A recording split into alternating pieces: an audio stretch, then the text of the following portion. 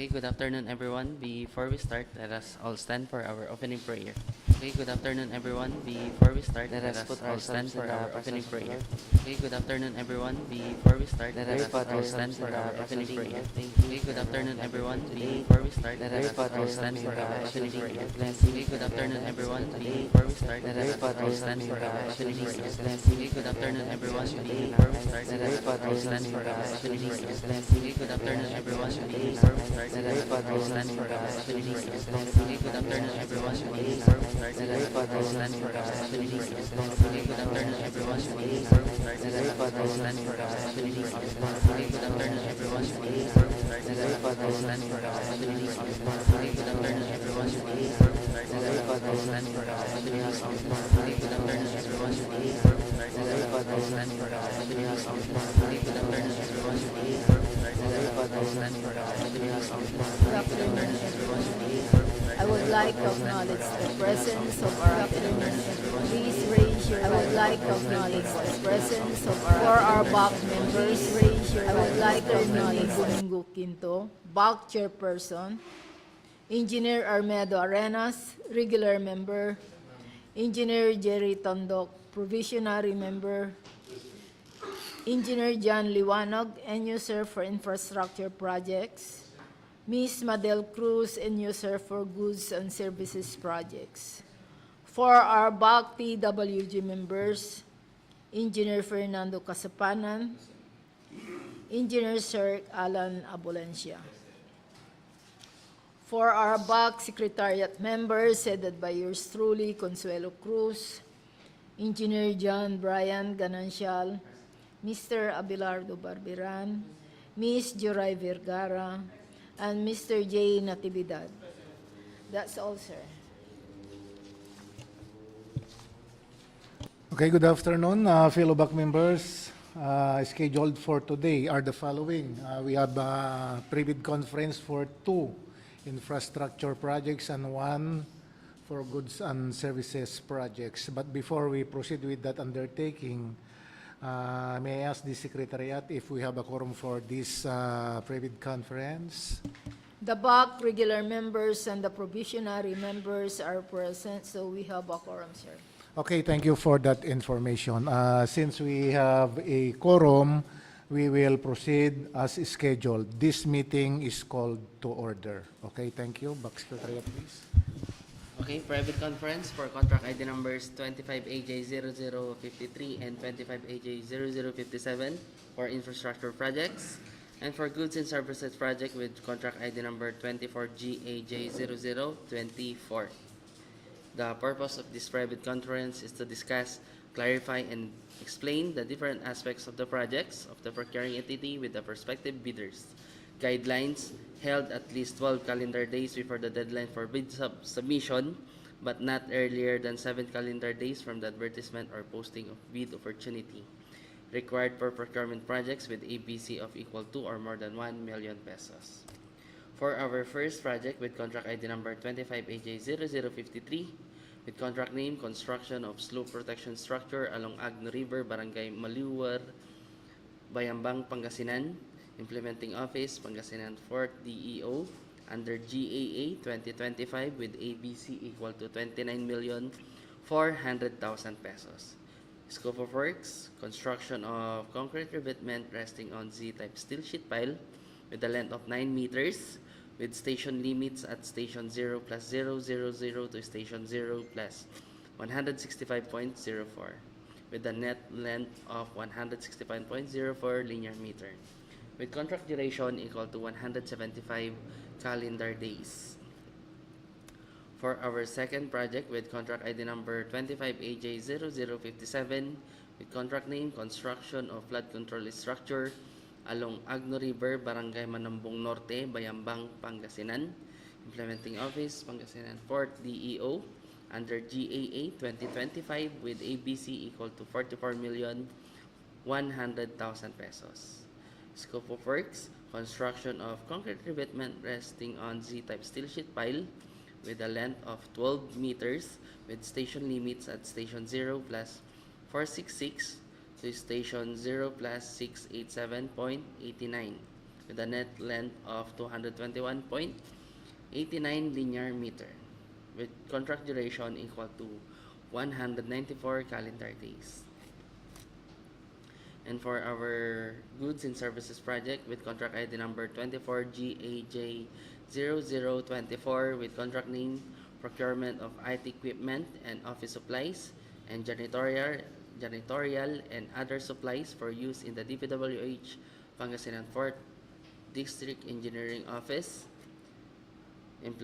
Location Santa Barbara, Pangasinan. Source of fund EAU 2024 with APC equal to 2,991,404 pesos and 25 centavos. Items to be procured are the following: ball pens, battery, bell for door, binders, cabinet glass, certificate holder, chairs, correction tape, dater, door closer, desktop, document file box, envelopes, flash drives, floor safety strips, folders, frames, ink refills, ink stamp pad, laptop, logbooks, special paper, printer stand, plotter with stand, printer 3-in-1 function with scanner, sign here sticky note, sign pens, SSD memory card, stapler with staple remover, staple wires, sticky note, table or mouse pad, tapes, toners, wireless Wi-Fi routers, Trodats, UPS battery, UPS for desktop, bleaching solution, chainsaw portable, coffee maker, convenient outlet, 3-gang, copper wire 12 AWG, dishwashing liquid, doormat, floor cleaner, fluorescent tube light, materials for demolition and reinstallation of sliding doors and glass divider at cash unit, materials for the repair and maintenance of air conditioning unit at the office of DE, mirror, muriatic acid, plastic molding, screw, sink for kitchen or pantry, sofa set, sprayer, television set, trash bags, tissue, tox, utility box, vacuum cleaner, wheeler, wipes, and wire, with delivery period equal to 90 calendar days. For supplemental or bid bulletin issued by backturns or request for clarification, query submitted 10 calendar days before deadline or interpretation, and upon back initiate to clarify or modify any provision of bidding documents at least 7 calendar days before deadline for bids. Posted and PhilJEPs in procuring entities website and at any conspicuous place within the premises of the procuring entity. Bidders who have submitted bids before the issuance of supplemental or bid bulletin must be informed in writing and allowed to modify or withdraw their respective bids. For eligibility documents, Class A documents, legal documents, valid PhilJEPs registration certificate, platinum membership, all pages, or registration certificate from Securities and Exchange Commission, Department of Trade and Industry for sole proprietorship, or Cooperative Development Authority for cooperatives or its equivalent document. Mayor's or business permit issued by the city or municipality where the principal place of business of the prospective bidder is located, or the equivalent documents for exclusive economic zones or areas. In cases of recently expired mayor's or business permits, it shall be accepted together with the official receipt as proof that the bidder has applied for renewal within the period prescribed by the concerned local government unit, provided that the renewed permit shall be submitted as a post-qualification requirement. Tax clearance for Executive Order Number 398, Series of 2005, as finally reviewed and approved by the BIR. For technical documents, statement of the prospective bidder of all its ongoing government and private contracts, including contracts awarded but not yet started. if any, whether similar or not similar in nature and complexity to the contract to be bid, and statement of the bidder's single largest completed contract similar to the contract to be bid, except under conditions provided in section 23.4.1.3 and 23.4.2.4 of the 2016 revised IRR of RA 9184 within the relevant period as provided in the bidding documents. Original copy of bid security is in the form of surety bond. Submit also a certification issued by the Insurance Commission or original copy of notarized bid securing declaration, an original duly signed omnibus sworn statement, and if applicable, original notarized certificate in case of corporation, partnership, or cooperative, or original special power of attorney of all members of the joint venture, giving full power and authority to its officer to sign the OSS and do acts to represent the bidder.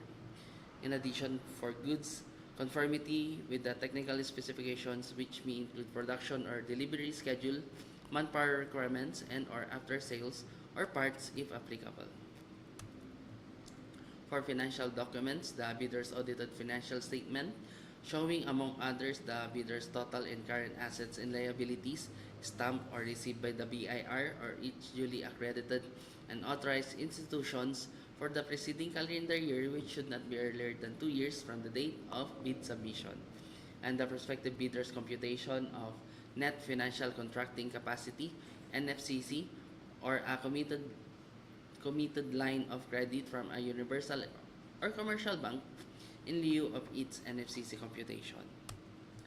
As per GPPB Resolution Number 18-2017, in lieu of the Class A eligibility documents which were uploaded and maintained current and updated in PhilJEPs, bidders are required to submit their PhilJEP Certificate of Registration, Platinum membership during bid submission in the case of infrastructures and goods projects pursuant to Section 25.2 A and BI of the 2016 revised IR of RA 9184. Class B documents for joint venture if applicable.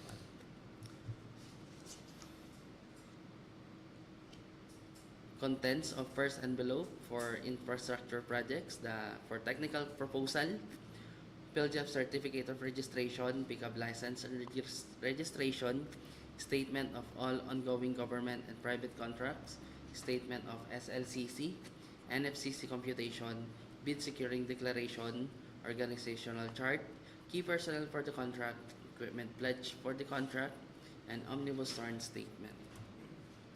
For the contents of first envelope for goods and services projects, the technical proposal, PhilJEP Certificate of Registration, DTI Certificate or SEC, Mayor's Permit, Tax Clearance Certificate, Statement of all ongoing government and private contracts, Statement of SLCC, Bid Securing Declaration or Production or Delivery Schedule, Manpower Requirements, Omnibus Sworn Statement, Audited Financial Statement, and Net Financial Contracting Capacity, NFCC. For bid security, the bid validity period and bid security validity period is equal to 120 calendar days from the date of submission of bids. The contents of the second envelope, financial proposal for infrastructure projects. We have bid form, bill of quantities, detailed estimates, and cash flow. And for goods and services project, bid form must be in accordance with the form prescribed in Section 9, bidding forms of bidding documents and price schedule. Submission and receipt of bids. Bids must be received by the procuring entities back at the address and on or before the date and time indicated in the bid data sheet. Any bid submitted after the deadline for submission and receipt of bids prescribed by the procuring entity pursuant to instructions of bidder clause 18 shall be declared late and shall not be accepted by the procuring entity. For bid evaluation, the financial component of each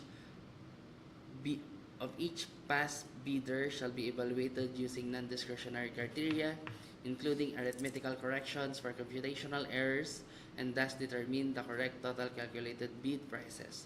The BAC shall automatically disqualify or any total calculated bid price which exceeds the ABC. These are the following factors in considering the evaluation of bid prices.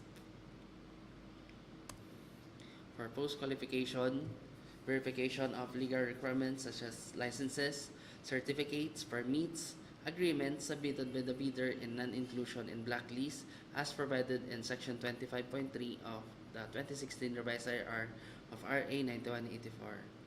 Verification of technical requirements, single largest completed contract SLCC similar to the contract, performance in ongoing government and private contracts, authenticity and correctness of bid security, conformity with the technical specification, and verification of financial requirements, audited financial statement, especially current assets and liabilities, and updated NFCC versus APC.